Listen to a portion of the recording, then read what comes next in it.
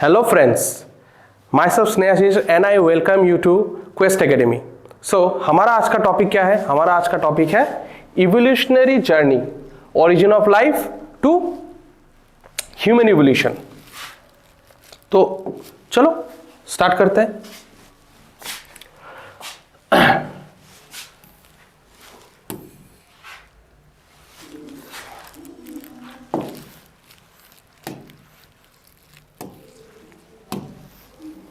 Evolution क्या है? Evolution क्या है? Human evolution. इवोल्यूशन क्या है? हमने सुना होगा कि ह्यूमंस पहले क्या था. हम लोग का जो डीएनए है या हम लोग रिजेंबल मतलब हम लोग कॉमन एक एंसेस्ट्री हम लोग शेयर करते हैं, जैसे चिंपैंजीज. ठीक है, ये चिंपैंजीज ये सब के साथ हम लोग शेयर करते हैं कि हम लोग क्या हुआ, धीरे धीरे gradually over time, over millions of time हम लोगों ने इंप्रूव किया है. ठीक है, हम लोग इवॉल्व हुए हैं. ठीक है, जो ट्रेट्स है, ठीक है, हमारा जो ट्रेट्स है वो धीरे धीरे करके चेंज हुआ है. क्या हुआ है? धीरे धीरे करके चेंज हुआ है. ठीक है, ओवर मिलियंस ऑफ ईयर्स. ठीक है, फ्रॉम जनरेशन टू जनरेशन हमारा कैरेक्टरिस्टिक्स, हमारा ट्रेट्स, हमारा बिहेवियर, हमारा चलने का, बोलने का, ये सब का तरीका जो चेंज हुआ है. ठीक है, सो ये जो चेंज है इसी को हम लोग बोलते हैं इवॉल्व होना. इसी को हम लोग बोलते हैं इवॉल्व होना. ठीक है, सो इवोल्यूशन कैसे हुआ ये हम लोगों को पकड़ लो, कैसे करके पता चलता है. जे हम लोग पहले हम लोग डायरेक्टली ऐसा इंसान नहीं हुए. हम लोग डायरेक्टली ऐसा इंसान तो हुए नहीं है. हम लोग आज मैं ये जैकेट पहना हूं, ये पहले तो ऐसा जैकेट तो नहीं था. वो जनरेशन ऑफ वो टाइम टू टाइम क्या हो गया, हमारा कपड़ा चेंज हुआ है. ठीक है, इवॉल्व हुआ है, थोड़ा सा बेटर कपड़ा हुआ, उससे और बेटर हुआ, और बेटर हुआ, होते होते होते नया स्टाइल आया. ठीक है, नया स्टाइल आया, उसको हम लोग क्या कर दिया, हम लोग उसको एडॉप्ट किया है. उसको हम लोगों ने एडॉप्ट किया है. ठीक है, अभी हम लोग क्या करते हैं, हम लोग ऐसा जैकेट्स पहनते हैं, कोट्स पहनते हैं. पहले तो ऐसा नहीं था, लेकिन वो ग्रेजुअली उसको क्या हो गया, वो डेवलप हुआ है. डेवलप होकर हम लोगों ने उसको अभी उसको हम लोग यूज कर रहे हैं. ठीक है, तो ये जो कपड़ा जो इवॉल्व हुआ है, पहले तो हम लोग क्या पहनते थे, धोती पहनते थे. पहले हम लोग अभी आज से हजारों साल पहले क्या इंसान क्या था, ऐसा तो बिल्डिंग में नहीं रहता था. कहां पर रहता था? वो लोग हंटर्स था, गैदरर्स था. ठीक है, वो लोग हंटर गैदरर्स था. फिर by the period of time जैसे ही उन लोगों ने फायर का डिस्कवर किया, फायर को, ठीक है, उन लोगों ने हट्स बनाना, छोटा छोटा घर बनाना स्टार्ट किया, एनिमल्स को डोमेस्टिकेट करना स्टार्ट किया. पहले वो लोग क्या था, वो लोग आज यहां पर है, कल शिकार करने के लिए कहीं दूसरा जगह चला जाएगा. ठीक है, फिर वहां पर रह जाएगा. लेकिन by the period of time इंसानों ने क्या किया, उन लोगों ने एक जगह पे सेटल होना स्टार्ट किया. ठीक है, फिर उन लोगों ने क्या किया, थोड़ा थोड़ा फार्मिंग करना स्टार्ट किया.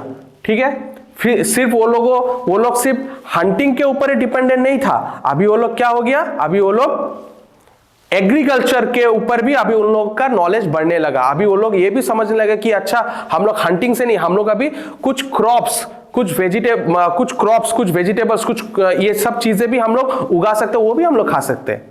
सो ये क्या है, ये इवोल्यूशन हुआ है हमारा. ठीक है, ये हमारा चेंजेस हुआ है.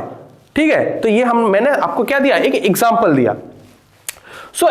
तो ह्यूमन इवोल्यूशन हम लोग आज जैसा है, पहले तो ऐसा नहीं था. पहले ऐसा नहीं था, हम लोग धीरे धीरे करके हम लोग इवॉल्व होके आज का जो प्रेजेंट फॉर्म है, हम लोग इस फॉर्म तक हम लोग पहुंचे हैं. ठीक है, सो इसका एविडेंस हमको कैसे मिलता है, जैसे फॉसिल रिकॉर्ड से. किससे मिलता है? फॉसिल रिकॉर्ड से मिलता है. ओके, ये जो fossil record shows gradual changes over millions of years documenting the transition from simple to increasing complex life forms. आज से हजारों करोड़ों साल पहले ये जो फॉसिल्स हम लोगों को मिलता है, ठीक है, एक्सकेवेशन के थ्रू. ओके, तो इससे हम लोग क्या करता है, इससे हम लोगों को पता चलता है कि ओवर मिलियंस ऑफ ईयर्स हम लोग क्या किया, एक सिंपल से हम लोग एक कॉम्प्लेक्स लाइफ फॉर्म में हम लोग क्या हुआ, हम लोग इवॉल्व हुआ है. हम लोग इवॉल्व हुआ है. फिर homologous structures like human arms and whale fins indicate common ancestry and evolution modification. ठीक है, जैसे हमारा होमोलोगस स्ट्रक्चर, जैसे पकड़ लो ह्यूमन आर्म्स है, व्हेल का फिन्स है, ठीक है, ये क्या करता है, ये जो पुराना जो हम लोगों को जो ये सब जो फॉसिल्स वगैरह ये सब जो मिलता है, इससे हम लोग को ये पता चलता है कि हमारा जो एंसेस्ट्री था, हमारा जो इवोल्यूशनरी था, ठीक है, ये क्या था, ये कॉमन था, कॉमन इवोल्यूशन था हम लोगों का। पहले का टाइम में जो इंसान था उन लोगों का बॉडी स्ट्रक्चर्स कैसा था और अभी का बॉडी स्ट्रक्चर्स में क्या डिफरेंस आया है या कितना सिमिलरिटीज है, ठीक है, ये हम लोग को पुराने फॉसिल्स वगैरह एविडेंसेस से हमको ये पता चलता है। फिर DNA similarities reveal deep genetic relationship across all species confirming evolutionary connection. जब हम लोग डीएनए सीक्वेंसिंग करते हैं, जब पुराना फॉसिल्स वगैरह जो हम लोग को मिलता है, जो हम लोगों ने उसको through various various experiments and all, ठीक है, हम लोग उसको जब साइंटिफिक स्टडी जब हम लोगों ने उसका जब किया, तब हमको ये पता चला कि वो जो डीएनए था, जो डीएनए इंटैक्ट था फॉसिल्स में, ठीक है, वो डीएनए और अभी का हम जो अभी प्रेजेंट है, अभी का डीएनए, ठीक है, वो क्या है, बहुत हद तक अभी क्या है, सेम है। इससे हमको ये पता चलता है कि ये जो ऑल द स्पीसीज अर्थ में जो जो स्पीसीज है वो क्या है, ये कंफर्म करता है कि हमारा जो इवोल्यूशनरी जो कनेक्शन है वो क्या है, वो कॉमन है, वो इवोल्यूशनरी कनेक्शन वो क्या है, कॉमन है। इवोल्यूशनरी थ्योरी के ऊपर डार्विन्स का रिवोल्यूशनरी आइडिया जो था नेचुरल सिलेक्शन का, उसने ये दिया था, उसने क्या दिया था, Darwin's theory of natural selection.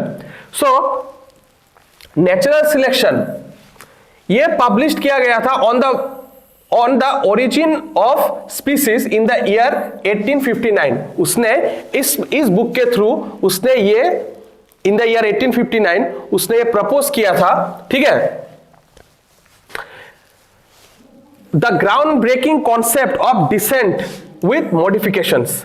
Natural selection का प्रिंसिपल क्या था, उसने पहला ये जो नेचुरल सिलेक्शन का जो आइडिया था उसने कब दिया था, in the year 1859। Okay, so natural selection का प्रिंसिपल क्या है, नेचुरल सिलेक्शन मतलब नेचुरली जो चीज ऑटोमेटिकली या नेचुरली हम मतलब जो सिलेक्ट हो जाता है, हम लोग उसको पसंद कर लेते हैं, ठीक है, और उसी के राह पे हम लोग चलने लगते हैं, या वही चीज हमको चाहिए, अभी उसको ही हम लोग यूज करने लगे, तो क्या वो क्या हो गया, किसी ने हमको फोर्स नहीं किया, हम लोग उसको नेचुरली हम लोग उसको सिलेक्ट किया है, नेचुरली सिलेक्ट करके हम लोग उसी चीज को हम लोग यूज कर रहे हैं, ठीक है। सो तो एनवायरमेंट में नेचुरल सिलेक्शन कैसे होता है, organism with advantageous traits survive and reproduce more successfully, passing those traits to future generations। इसमें क्या बोला है, डार्विन ने यही देखा कि जो ऑर्गेनिज्म किसी भी एक एनवायरनमेंट में प्रेजेंट है, ठीक है, वहां का उस एनवायरनमेंट, उस क्लाइमेटिक कंडीशंस, उस एनवायरमेंटल कंडीशंस, ठीक है, वहां का जो भी वहां का जो कंडीशंस है उसके साथ उसमें जो जो ऑर्गेनिज्म, जो जो स्पीसीज प्रेजेंट है, उसमें से जिसका ट्रेट्स, ठीक है, जिसका कैरेक्टरिस्टिक्स, जिसका ट्रेट, जिसका फिजिकल स्ट्रक्चर कुछ भी हो, जो फेवर करता है उस एनवायरनमेंट को, जो उस एनवायरनमेंट को फेवर करता है, जो उस कंडीशन, उस जगह के कंडीशंस को फेवर करता है, वही स्पीसीज क्या होता है, सरवाइव कर पाता है टू द नेक्स्ट जनरेशन, वही स्पीसीज सरवाइव कर पाता है। और जो स्पीसीज उस कंडीशन के साथ कोप अप या एडाप्ट नहीं कर पाया, वो स्पीसीज धीरे धीरे क्या हो जाता है, एक्सटिंक्ट हो जाता है। क्या हो जाता है, एक्सटिंक्ट हो जाता है, ठीक है। तो इसी में यही बोला है नेचुरल सिलेक्शन में कि जो भी ऑर्गेनिजम्स का जिसका जो ट्रेट्स है वो एडवांटेजियस है, जिसका कोई भी ऑर्गेनिज्म जिसका ट्रेट्स क्या है, एडवांटेजियस है, उस पर्टिकुलर एनवायरनमेंट के लिए, उस पर्टिकुलर जगह के लिए, उस पर्टिकुलर क्लाइमेट के लिए, ठीक है, वो रिप्रोड्यूस बहुत इजीली और सक्सेसफुली कर पाता है। और अल्टीमेटली अगर वो इजीली अपना रिप्रोडक्शन, ठीक है, अपना न्यू जनरेशन को रिप्रोड्यूस करना अगर वो बहुत इजीली कर पाता है, क्योंकि उसने क्या किया, उसका जो ट्रेट्स है वो क्या है, उस एनवायरनमेंट के साथ एडप्ट हो चुका है, ठीक है, तो वो इजीली क्या कर पा रहा है, रिप्रोड्यूस कर पा रहा है, अपना जनरेशन इंक्रीज कर पा रहा है, मतलब पॉपुलेशन इंक्रीज कर पा रहा है, ठीक है। सो अल्टीमेटली क्या हो जाएगा, पॉपुलेशन इंक्रीज हो जाएगा तो और वो फ्यूचर जनरेशन में रन करने लगेगा, वो फ्यूचर जनरेशन में भी रह जाएगा। लेकिन जो ऑर्गेनिजम्स या एनिमल्स पकड़ लो उस एनवायरनमेंट के साथ कोप अप नहीं कर पाया है, एडप्ट नहीं कर पाया है उसको, अल्टीमेटली वो धीरे धीरे क्या हो जाएगा, वो एक्सटिंक्ट होने लगेगा, क्योंकि उसका रिप्रोडक्शन घटने लगेगा, क्योंकि वो इतना सक्सेसफुली या इजीली रिप्रोड्यूस नहीं कर पाएगा। अल्टीमेटली उसका पॉपुलेशन क्या हो जाएगा, डिक्रीज हो जाएगा। एक टाइम आ जाएगा जब वो एक्सटिंक्ट हो जाएगा।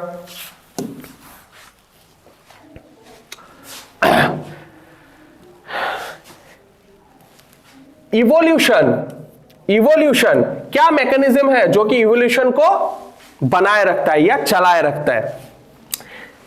ऑर्गेनिज्म का जेनेटिक वेरिएशन थ्रू म्यूटेशन या रिकॉम्बिनेशन के ड्यूरिंग क्या होता है कि mutation and recombination during reproduction के टाइम में जब भी म्यूटेशन या रिकॉम्बिनेशन ये प्रोसेस जब कैरी फॉरवर्ड होता है, जब होता है, इससे क्या होता है, एक नया मटेरियल इवोल्यूशन के लिए क्रिएट होता है ड्यूरिंग रिप्रोडक्शन, ठीक है, through gene mutation and recombination. जब नया एक डीएनए फॉर्मेशन या कोई नया ट्रेट या उससे क्या होता है, एक नया ट्रेट या नया डीएनए का वेरिएशन क्रिएट होता है, उससे वही वेरिएशन क्या है, रॉ मटेरियल क्रिएट करता है कमिंग इवोल्यूशन के लिए। वही वेरिएशन क्या करता है, रॉ मटेरियल इवॉल्व कर मतलब क्रिएट करता है कमिंग इवोल्यूशन के लिए।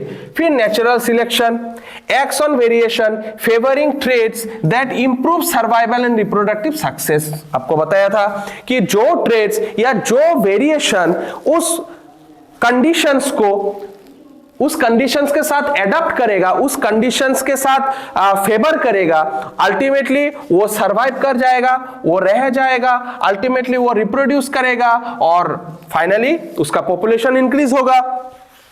फिर sexual selection, mate choice and competition drive evolution of specific traits. अभी अगर पकड़ लो यहां पर 10 इंसान है, ठीक है, 10 आदमी है, उसमें से 3 क्या है, बहुत ही वीक है, बहुत ही वीक है, वो लोग अच्छे से बोल नहीं सकता है, कुछ प्रोटेस्ट कर नहीं सकता है, ठीक है, कोई अगर गलत हो गया तो उसको वो कन्फ्रंट नहीं कर सकता है, अपना बात नहीं रख सकता है, तो अल्टीमेटली क्या हो जाएगा, इस जगह पे उस 3 इंसान का कोई वैल्यू नहीं रहेगा, क्योंकि उसको कोई सुनेगा ही नहीं, क्योंकि वो बोल ही नहीं सकता, वो अपना स्टैंड नहीं रख सकता है कि नहीं। जब ये क्या है, ये कंपटीशन है, हमें क्या करना है, आज हम लोग एग्जाम के लिए आप लोग तैयारी कर रहे हो, ठीक है, अभी आप तो सिर्फ अकेला एग्जाम देके तो आपका ही सिलेक्शन ऐसा होगा ऐसा तो कोई बात नहीं है, लाखों स्टूडेंट्स क्या कर रहे हैं, एग्जाम्स दे रहा है। तो ये जो कंपटीशन है, इस कंपटीशन में आपको क्या करना पड़ेगा, आपको इसके साथ एडप्ट करना पड़ेगा, ठीक है, आपको इसके अनुसार चलना पड़ेगा, इसके अकॉर्डिंग आपको चलना पड़ेगा, आपको अपने आप में चेंजेस लाना पड़ेगा, ठीक है ना, तभी तो आप इस कंपटीशन में सस्टेन कर पाएंगे। अगर आपने चेंजेस नहीं किया, ठीक है, आपका जो गलतियां है, आपका जो खामियां है, उसको अगर आपने रेक्टिफाई नहीं किया, उसको आपने अगर करेक्ट नहीं किया, तो आप इस कंपटीशन में रह पाओगे क्या, नहीं, क्योंकि जो आपसे अच्छा है वो डेफिनेटली आपको सरपास करके चला जाएगा और आप पीछे रह जाएंगे, है कि नहीं। हमें क्या करना है, हमको कंपटीशन के साथ हमको इवॉल्व करना है, हमको उसके साथ एडप्ट करना है अपने आप को, ठीक है, हमारे अंदर जो खामियां है उसको ठीक करना है, ठीक है। वही चीज इसमें बताया गया है, ड्यूरिंग सेक्सुअल सिलेक्शंस जो मेट चॉइसेस होगा, जिसके साथ मेटिंग होगा, उस कंपटीशन में आपको फिट बैठना पड़ेगा, ठीक है। अगर आप उस कंपटीशन में फिट बैठते हो तभी जाके आपका नया जनरेशन रिप्रोड्यूस होगा, आप नया अपना फ्यूचर जनरेशन को आप रिप्रोड्यूस कर पाएंगे। अगर आप फ्यूचर जनरेशन को रिप्रोड्यूस कर पाएंगे तब जाके क्या हो जाएगा, वो इवोल्यूशन में वही ट्रेट्स को फेवर किया जाएगा और वो फ्यूचर जनरेशन तक वो कैरी फॉरवर्ड होगा और आप रेलेवेंट एग्जिस्टेंस में रह पाओगे। लेकिन अगर आपने वो नहीं किया तो फिर डेफिनेटली आप एक टाइम में एक्सटिंक्ट हो जाओगे, ठीक है। और आपसे जो बेहतर है, जो उस सिचुएशन को समझा, वो क्या हो जाएगा, वो फ्यूचर के लिए भी रेलेवेंट रह जाएगा। ठीक है, तो इसमें यही बताया गया है। मैं ट्राई कर रहा हूं कि सिंपल वे में एग्जांपल देके आपको समझाना। ठीक है, इससे अगर एक बार कॉन्सेप्ट का क्लैरिफिकेशन आपके अंदर अगर वो क्लैरिटी अगर आ गया तो डेफिनेटली आपको ये चीज समझ में आ जाएगा, तो आप लोग लिख सकोगे एग्जाम में। जीन फ्लो, दूसरा क्या है? Gene flow. The movement of genes between populations introduces new genetic diversity. ठीक है, जो जीन का जो फ्लो होता है हमारे पॉपुलेशन में, ठीक है, इससे क्या होता है, ये जब ये जीन का फ्लो जब कैरी फॉरवर्ड होता है हमारे पॉपुलेशन में, ठीक है, ये इंट्रोड्यूस करते क्या? नया जेनेटिक डाइवर्सिटी को। वो इंट्रोड्यूस करता है नया जेनेटिक डाइवर्सिटी को। ओके, सो इसका evidences from fossils and genetics. हमको इसका एविडेंसेस कैसे मिलता है? जैसे फॉसिल एविडेंस बताया था आपको, स्कल्स, बोन्स, रिवील, ये बताता है कि जो एनाटॉमिकल चेंजेस है over millions of years documenting our evolutionary journey. जो स्कल्स एंड बोन्स ह्यूमंस का जो पहले से, जो हमको आज से हजारों साल पहले जो था प्रेजेंट, उन लोगों का जो स्कल्स, बॉडी पार्ट्स, ये सब जो हमको मिलता है, बोन्स वगैरह, इससे हमको ये पता चलता है कि हमारा जो इवोल्यूशनरी जर्नी है वो ट्रू है। हम लोग उसी से ही डेवलप होके, उसी से ही इवॉल्व होके आज का प्रेजेंट फॉर्म में पहुंचे हैं। ठीक है, जेनेटिक सिमिलरिटीज एग्जांपल जैसे देखो, स्टडीज शो करता है कि 98 to 99% हमारा जो डीएनए है वो सिमिलर, ह्यूमंस का जो डीएनए है वो सिमिलर है किससे? चिंपांजीज से। ये कंफर्म करता है कि our close evolutionary relationship with them. ठीक है, हमारा close evolutionary relationship with them ये शो करता है स्टडीज। ठीक है, फिर देखो ये एंशिएंट डीएनए, पुराना जो डीएनए था जो फॉसिल्स वगैरह में मिलते थे, उसको हम लोग स्टडी करते हैं, उससे हमको पता चलता है। देखो कल्चरल इवोल्यूशन हम लोगों का हुआ, सिर्फ हम लोगों का बॉडी का स्ट्रक्चर ही नहीं, हमारा बोलने का तरीका, हमारा बिहेवियर, ठीक है, हमारा जैसे पकड़ लो पहले टूल्स, पहले सिर्फ हंटिंग और गैदरिंग आपको बताया था पहले ही। ठीक है, हंटिंग और गैदरिंग, उसके बाद क्या किया इंसानों ने? नया नया टूल्स बनाना स्टार्ट किया with stones and all. Okay, नया नया टूल्स, वेपन्स बनाना स्टार्ट किया। ठीक है, तो ये सब क्या है? हमारा इवोल्यूशनरी चेंजेस आया है। आज हम लोग क्या कर रहे हैं? आज हम लोग डिजिटल बोर्ड में पढ़ा रहे हैं। पहले क्या था? हम लोग ब्लैक बोर्ड में पढ़ा रहे थे। पहले क्या था? ब्लैक बोर्ड था, उसके बाद व्हाइट बोर्ड आया, उसके बाद क्या? आज देखो डिजिटल बोर्ड आ गया। अभी सब कुछ अभी इस डिजिटली यहां पर हम लोग कर सकते हैं, बहुत इजीली कर सकते हैं। वो तो एक दिन में नहीं आया ना, वो इवॉल्व हुआ है over the period of time. ठीक है, सो यही चीज हम लोगों को यहां पर बताया गया है। The period of time, by over the period of time हम लोगों ने क्या किया है? एनवायरनमेंट के साथ, जगह के साथ, उस क्लाइमेटिक कंडीशंस के साथ हम लोगों ने क्या किया है? अपने आप को एडप्ट किया है। एडप्ट करने के साथ साथ क्या हुआ? हमारे अंदर क्या क्या आया है? चेंजेस आया है। उस चेंजेस के लिए आज हम लोग क्या कर रहे हैं? आज सस्टेन कर रहे हैं। इसका मतलब ये नहीं कि हम लोग ऐसे ही पैदा हुए, नहीं, हमारा एंसेस्टर्स वो था। आज उन लोगों के लिए हम लोग धीरे धीरे करके करके हम लोग आज through the millions, by passing millions of years, आज हम लोग इस फॉर्म में हम लोग पहुंचे हैं। ठीक है, सो ये दर्शाता है कि वी आर ऑल रिलेटेड। हम लोग क्या है? हम लोग हर कोई एक दूसरे से रिलेटेड है। ठीक है, चलो आज के लिए बस इतना ही। आई होप ये लेक्चर आपके लिए फायदामंद साबित हुआ होगा, आपको ये समझ आया होगा। ठीक है, चलो आज के लिए इतना ही। Thank you.